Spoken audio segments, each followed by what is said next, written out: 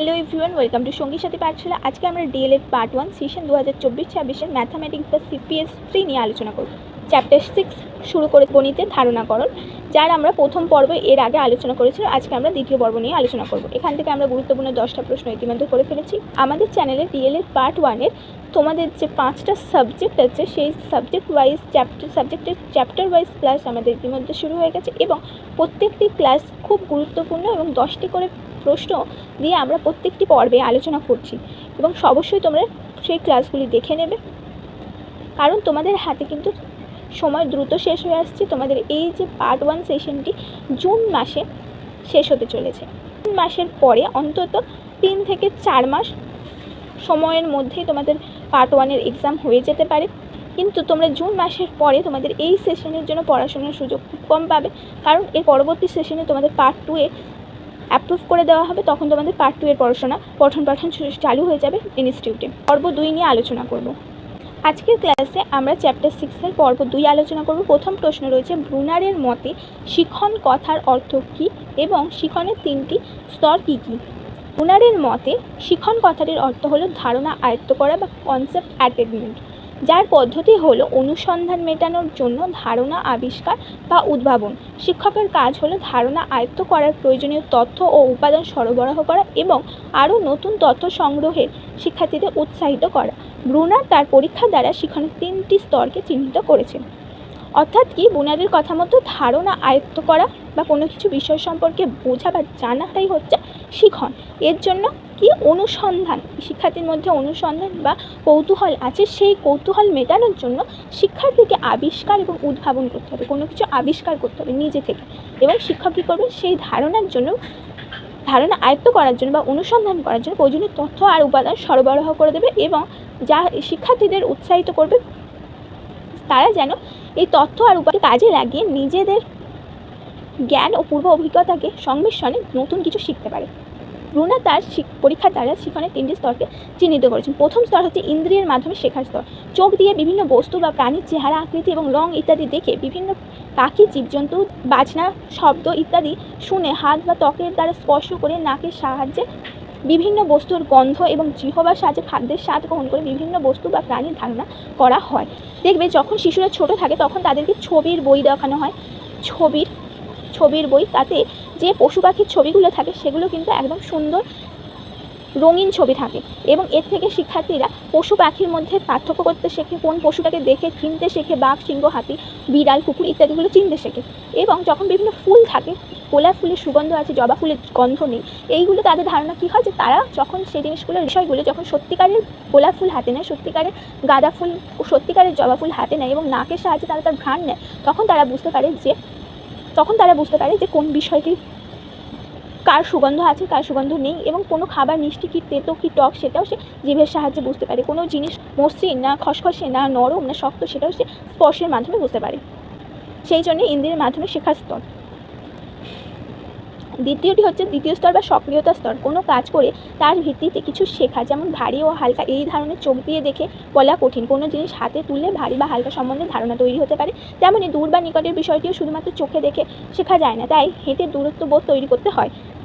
তো যখন আমাদের হাতে দিয়ে দেবে, যে আমরা দেখবে ক্লাস 3-4-তে যখন যাবে, তোমাদের যে ওজন, দাড়িপাল্লা, বিভিন্ন গ্রামের যে অঙ্কগুলো শেখানো হয়, সেখানে অধিকাংশ ক্ষেত্রে আমরা কি টিএলএম ইউজ করি, যে দাড়িপাল্লাকে টিএলএম হিসেবে আমরা ইউজ করি। এতে কি হয়, বাচ্চারা দাড়িপাল্লাতে মেপে বুঝতে পারে, দাড়িপাল্লার মাধ্যমে মেপে বুঝতে পারে যে কোনটা ভারী কোনটা হালকা। আবার চোখে দেখে ছোট না অনেক বড় সেটাও তারা বুঝতে পারে। তৃতীয় স্তর হচ্ছে প্রতীকের মাধ্যমে ধারণা। এক্ষেত্রে 5টি বল, এর মধ্যে 2টি সরিয়ে নিলে তাতে 3টি থাকবে। টিএলএম বা শিক্ষা উপকরণ দিয়ে বিষয়টি ইন্দ্রিয় সক্রিয়তার মাধ্যমে শেখানো হলে আরও বেশি সত্যিকারের টিএলএমের দরকার হয় না। 5, 3, 2 এইসব প্রতীক চিহ্ন যথেষ্ট। প্রথমে যখন আমরা একদম ক্লাস 1-এ শেখাই শিক্ষার্থীদের, ক্লাস 1-2-এ, তখন আমরা কিছু বস্তু বা বল নিয়ে যাই। কখনো যে আমরা 2টো আছে বা 3টে আছে, তার মধ্যে থেকে একটা সরিয়ে নিলে কি হবে, সেখানে আমরা কখনো বল ইউজ করছি, কখনো আমরা পেন্সিল ইউজ করছি, পেন ইউজ করছি। তো এর মাধ্যমে শিক্ষার্থীরা শিখছে। এরপরে যখন আমরা এই 2-3টে বলের বদলে তাদেরকে সংখ্যা চিনিয়ে দেবো এবং সংখ্যাগুলোকে যখন আমরা দিয়ে দেবো, তখন তারা ক্লাস 2 থেকেই দেখবে 2, 3, এতে আমরা 5 থেকে 2 বাদ দিলে কত থাকবে সেটা তারা নিজেরাই সংখ্যা থেকে বলে দিতে পারবে। এটাই হচ্ছে তৃতীয় স্তরে প্রতীকের মাধ্যমে ধারণা। অর্থাৎ বুনারের পদ্ধতি অনুযায়ী ধারণা আয়ত্ত করার জন্য শিক্ষক কয়েকটি ধাপে শিক্ষার্থীদের সাহায্য করতে পারেন। এখানে শিক্ষকের ভূমিকা শুধুমাত্র সহায়ক এবং আয়োজকের। এর দ্বারা শিক্ষার্থীরা নিজেরাই আবিষ্কার করতে শিখবে। মানে কি, যে শিক্ষার্থীদের সামনে আমরা প্রথমে কিছু বস্তু রেখে দিলাম, যদি আমরা বল রাখি তাহলে বল রেখে দিলাম, বলটা কেমন শেপের তারা হাত দিয়ে চোখ দিয়ে বুঝতে পারবে যে বলটা গোল। এবার বলটাকে হাতে নিলে তারা বুঝতে পারবে যে বলটা ভারী না হালকা, বলটা কিসের তৈরি সেটাও বুঝে যাবে, কাঠের তৈরি বল না এমনি রাবার বা প্লাস্টিকের তৈরি বল সেটাও তারা হাতে নিলে বুঝতে পারবে। এটা আমাদের প্রথম দুটি স্তর, সক্রিয়তা স্তর এবং ইন্দ্রিয়ের সক্রিয়তা স্তর হয়ে গেল। এবং প্রতীকের মাধ্যমে এখানে আমরা যদি কতগুলো বল দিয়ে দিই তারা গুনে দেখবে, এবং কটি বল দেওয়া হচ্ছে সংখ্যায় লিখতে বলে তারা এখানে গুনে 4 লিখবে বা 4 লিখবে। এটাই হচ্ছে আমাদের ব্রুনারের পদ্ধতি অনুযায়ী ধারণা আয়ত্তকরণের পরীক্ষাটি, যেখানে শিক্ষক শুধুমাত্র আয়োজক এবং সহায়তা করবে, শিক্ষার্থীরা নিজেরাই আবিষ্কার করবে বিষয়টি। এই প্রশ্নটা কিন্তু তোমাদের 7 নম্বরের জন্য খুব গুরুত্বপূর্ণ। যদি কখনো 16 নম্বরেও আসে তাহলে এটা অবশ্যই পাঠ প্রশ্নে আসবে। এরপর 2 নম্বর প্রশ্ন, আরোহী চিন্তন বা ইন্ডাকটিভ থিঙ্কিং কাকে বলে? কতগুলো বিশেষ দৃষ্টান্ত থেকে একটি সাধারণ সিদ্ধান্তে উপনীত হওয়াকে আরোহী চিন্তন বা ইন্ডাকটিভ থিঙ্কিং বলে। এই চিন্তনের সাহায্যে যখন কোনো সার্বজনীন সত্য কিংবা সাধারণ সত্য নির্ণয় করা হয় তখন তার সত্যতা যাচাই করা হয় কতগুলো বিশেষ দৃষ্টান্তের সাহায্যে। 1 সহজ থেকে কঠিনের ধারণায় উপনীত হওয়া। 2 মূর্ত থেকে বিমূর্ত ধারণা। 3 বাস্তব অভিজ্ঞতা থেকে শিশুর অপরিচিত অভিজ্ঞতাতে যাওয়া। 4 বিশেষ দৃষ্টান্ত থেকে সাধারণ দৃষ্টান্তে উপনীত হওয়া। উদাহরণস্বরূপ, সংখ্যার সাথে 0 গুণ করলে গুণমান 0 হবে, সেটি আমরা এখানে এইভাবে করে দেখিয়েছি। যখন আমরা বিয়োগ করতে শেখাই প্রথমে আমরা শিক্ষার্থীদের কিছু সংখ্যাকে দিয়ে দিই এবং সংখ্যার সেই মান অনুযায়ী তাদেরকে বলি যে 5 থেকে 2 বাদ দিলে কি হবে।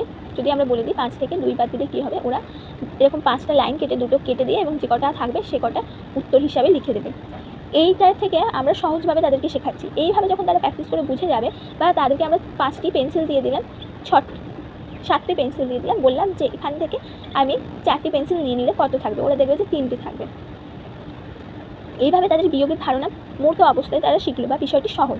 5 থেকে 2 বাদ দিলে 3 থাকে, সেটা তারা সহজে শিখতে পারলে। এরপরে যখন আমরা 2 কি 3টে সংখ্যা দিয়ে দেবো তখনও তারা এই একই পদ্ধতিতে উত্তরটি বের করতে পারবে। এটাই হচ্ছে আমাদের আরোহী চিন্তন, যে সহজ থেকে কঠিনের ধারণা, মূর্ত থেকে বিমূর্ত, বাস্তব অভিজ্ঞতার সাথে শিশুর অপরিচিত অভিজ্ঞতা ইত্যাদি। আরোহী চিন্তনের সুবিধা ও অসুবিধা লেখো। আরোহী চিন্তনের সুবিধাগুলি হলো, আরোহী চিন্তন মনোবিজ্ঞান সম্মত, কারণ একাগ্রিয় করা হচ্ছে শিশুর জ্ঞান অভিজ্ঞতাকে কাজে লাগিয়ে শিখতে পারছে তারা। 2 মুখস্থকরণ ও হোম টাস্কের বিশেষ চাপ থাকে না, এখানে শিক্ষার্থীকে শেখানো হচ্ছে সাথে সাথে এবং সাথে সাথেই তার মূল্যায়ন করা হচ্ছে। শিক্ষার্থীরা আবিষ্কারকের ভূমিকা গ্রহণ করে এবং যথার্থ সক্রিয় হয়। এটি পর্যবেক্ষণ, চিন্তন ও পরীক্ষণের উপর প্রতিষ্ঠিত। শিক্ষার্থীকে সক্রিয় অংশগ্রহণ করানো হয় এবং শিশুকেন্দ্রিক শিক্ষার প্রধান উদ্দেশ্যতে পরিপূর্ণ হয়। আরোহী চিন্তনের অসুবিধাগুলি হলো, 1 আরোহী চিন্তন দীর্ঘ এবং ক্লান্তিকর। 2 উঁচু শ্রেণীতে এই পদ্ধতি কার্যকর হয়। অপ্রয়োজনীয় অংশ বা পুনরাবৃত্তির জন্য একঘেয়েমি ও ক্লান্তি আসার সম্ভাবনা আছে। এরপর 4 নম্বর প্রশ্ন, অনুসন্ধান ভিত্তিক শিক্ষণ বলতে কী বোঝো? এই শিক্ষণের প্রস্তাবক হলেন রিজেট সুচম্যান। তার মতে প্রত্যেক মানুষের মধ্যে অনুসন্ধানের প্রবণতা থাকে। এই প্রবণতাকে কাজে লাগিয়ে শিক্ষণ পরিচালনা করলে শিক্ষার্থীরা আবিষ্কারের আনন্দ পেতে পারে। সেই সঙ্গে শিক্ষণ দীর্ঘস্থায়ী হয়। তার মধ্যে শিক্ষার্থীর সামনে বিস্ময় গণিতকে সমস্যার আকারে উপস্থাপন করলে তারা সেই দিকে সমাধানের চেষ্টা করবে।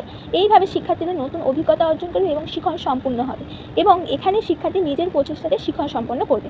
অনুসন্ধান ভিত্তিক বলতে শিক্ষার্থীকে এমন পরিস্থিতির মধ্যে নিয়ে গিয়ে দাঁড় করাতে হবে যাতে বিষয়টি তার কাছে বিস্ময়কর মনে হয় এবং তার সেই সমস্যাটি সমাধানের জন্য সে আগ্রহী হয়ে ওঠে সমাধান করতে, এবং তার জন্য সে যা যা করতে হবে সেগুলোর জন্য শিক্ষকের কাছে সহায়তা নিয়ে নিজে করার প্রচেষ্টা করে।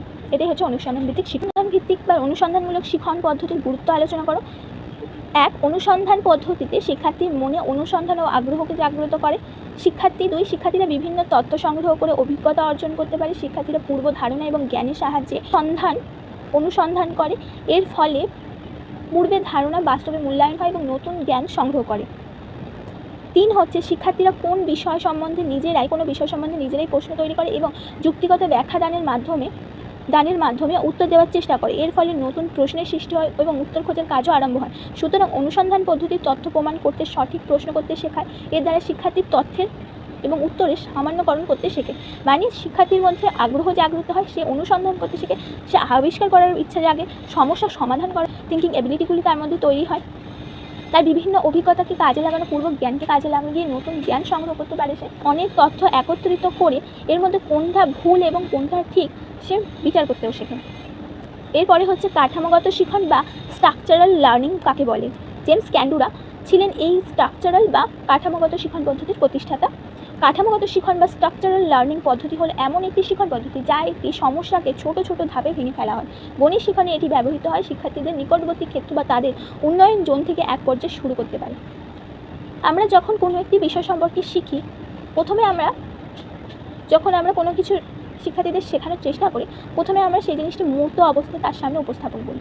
তারপর তাকে আমরা সেই বিষয়টির গুনতে শেখাই এবং তারপর তার প্রতীক সম্পর্কে ধারণা করাই এবং এরপরে আমরা সেটিকে যোগ বিয়োগ গুণভাগ ইত্যাদি এগুলো শেখাতে শুরু করি। এইটাই হচ্ছে একটা স্ট্রাকচার, যে আমরা প্রথমে তাদেরকে গুনতে শেখাবো 1 2 করে, তারপরে সেই প্রতীকগুলো শেখাবো 1 2 ইত্যাদি, তারপরে সেগুলোর মাধ্যমে তাদেরকে যোগ চিহ্ন, বিয়োগ চিহ্ন, গুণ চিহ্ন, ভাগ চিহ্ন ইত্যাদি শিখিয়ে সেগুলো কীভাবে করতে হয় সেগুলো শেখাচ্ছি। এটাই হচ্ছে স্ট্রাকচারাল পদ্ধতি। কী কী কাঠামোগত শিখন বা স্ট্রাকচারাল পদ্ধতির প্রধান উপাদানগুলি 6টি উপাদান আছে। 1 একটি ক্ষেত্র বা ডোমেন নির্ধারণ করা। 2 নতুন ডোমেন থেকে সমস্যা নির্বাচন করা। 3 সমস্যা সমাধানের সঠিক পদ্ধতি শনাক্ত করা। 4 সব সমস্যার সমাধানে একটি সেট তৈরি করে এবং উচ্চ নিয়ম তৈরি করা, পুনরাবৃত্তি করা, একত্রিত করা। 5 সরলীকরণ করা ও একত্রিত করা। 6 নতুন সমস্যার সমাধান করে উচ্চতর অর্ডার ব্যবহার করা। ইত্যাদি। এবং সেই ছবিগুলোকে যোগ করে কতগুলি গাছ আছে সেটি লেখো, কতগুলি বেলুন আছে সেটি লেখো, কতগুলি বল আছে সেটি লেখো। এগুলো আমরা সমস্যার আকারে প্রত্যেক যোগ শেখাচ্ছি না বিয়োগ শেখাচ্ছি না কী শেখাচ্ছি। যদি আমরা যোগ শেখানোটাকেই প্রধান মনে করে নিই, তাহলে প্রথমে আমরা অনেকগুলি গাছের ছবি দিলাম, কখনো বলের ছবি দিলাম, তাদেরকে বললাম যে কটা আছে গুনে দেখো এখানে, ফলে তারা গুনতে শিখলো। এরপরে আমরা যদি দিয়ে দিই এখানে 2টো গাছ আছে, তার সাথে আরও একটা নতুন গাছ আমরা বসালাম, কতটা হলো, তারা লিখবে 3টে ইত্যাদি। এইভাবে ক্ষেত্র নির্বাচন করলাম, যোগ কীভাবে সমস্যা কী সমস্যা তৈরি করবো সেটি দিয়ে দিলাম, প্রত্যেকটা সমাধানের সমাধান পদ্ধতি নির্বাচন করলাম এবং প্রয়োজনীয় উচ্চতর নিয়ম যখন আমরা এইভাবে ছবির মাধ্যমে মুহূর্ত থেকে বিমূর্ত ধারণা শেখাবো, তারপরে আমরা সংখ্যা দ্বারা শেখাবো। এইভাবে আমাদের বিষয়টি এগিয়ে যাবে। নম্বর প্রশ্ন, ধারণা গঠনের স্তরগুলি সম্পর্কে লেখো। কয়েকটি নির্দিষ্ট স্তরের মধ্যে দিয়ে ধারণা প্রক্রিয়া সম্পন্ন হয়। অধিকাংশ মনোবিদ ধারণা গঠন স্তরের কথা বলেছেন 4টি স্তর: মূর্ত স্তর, পরিচিতি স্তর, শ্রেণীকরণের স্তর এবং প্রথাগত স্তর। মনোবিদ পিয়াজে বৌদ্ধিক বিকাশের কয়টি স্তরের কথা বলে। ধারণা গঠনের ক্ষেত্রে মনোবিদ পিয়াজের মতবাদ বিশেষভাবে গুরুত্বপূর্ণ। তিনি বৌদ্ধিক বিকাশের সঙ্গে ধারণা বিকাশের সম্পর্কের কথা বলেন এবং বৌদ্ধিক বিকাশের 4টি স্তরের কথা, প্রধান স্তরের কথা বলেছেন। প্রথম হচ্ছে সংবেদন সঞ্চালনমূলক স্তর 0 থেকে 2 বছর, প্রাক সক্রিয় স্তর 2 থেকে 7 বছর, মূর্ত সক্রিয় স্তর 7 থেকে 11 বছর এবং বিমূর্ত প্রক্রিয়া স্তর 11 থেকে 15 বছর। 10 নম্বর প্রশ্ন, আজকের ক্লাসের আমাদের শেষ প্রশ্ন, শিক্ষাক্ষেত্রে গাণিতিক খেলার গুরুত্ব লেখো। গাণিতিক খেলার গুরুত্বগুলি হলো: এটি শিক্ষার্থীদের শিক্ষণকে আনন্দদায়ক করে তোলে। 2 গণিতের মাধ্যমে খেলার স্থান থাকায় বিদ্যালয়ের ভীতি দূর হয়। গণিত খেলার মাধ্যমে সহজ হয়ে ওঠে। 4 খেলার মাধ্যমে শিশু স্বাভাবিক শিক্ষা পায় বলে তার শিক্ষণ দীর্ঘস্থায়ী হয়। এবং 5 খেলার মাধ্যমে গণিত শিক্ষণের ফলে একাধিক ইন্দ্রিয়ের ব্যবহারের ফলে গণিত শিক্ষণ শিক্ষার্থীদের কাছে অধিক স্পষ্ট ও বিজ্ঞানসম্মত, বাস্তবসম্মত হয়ে ওঠে। এই ছিল আমাদের আজকে তোমাদের 6 নম্বর 6 চ্যাপ্টারের গুরুত্বপূর্ণ 10টি প্রশ্ন। এর আগে যে আমরা 10টি প্রশ্ন ফার্স্ট পর্বে আলোচনা করেছি, অবশ্যই চ্যানেলে ভিজিট করে তোমরা ক্লাসটি দেখে নেবে এবং ক্লাসটি যত বেশি পারবে তোমাদের বন্ধুদের সাথে শেয়ার করবে, যাতে এইভাবে ক্লাসের মাধ্যমে ক্লাস চলতে চলতে আমরা তোমাদের প্রত্যেকটি চ্যাপ্টার কমপ্লিট করে দিতে পারি।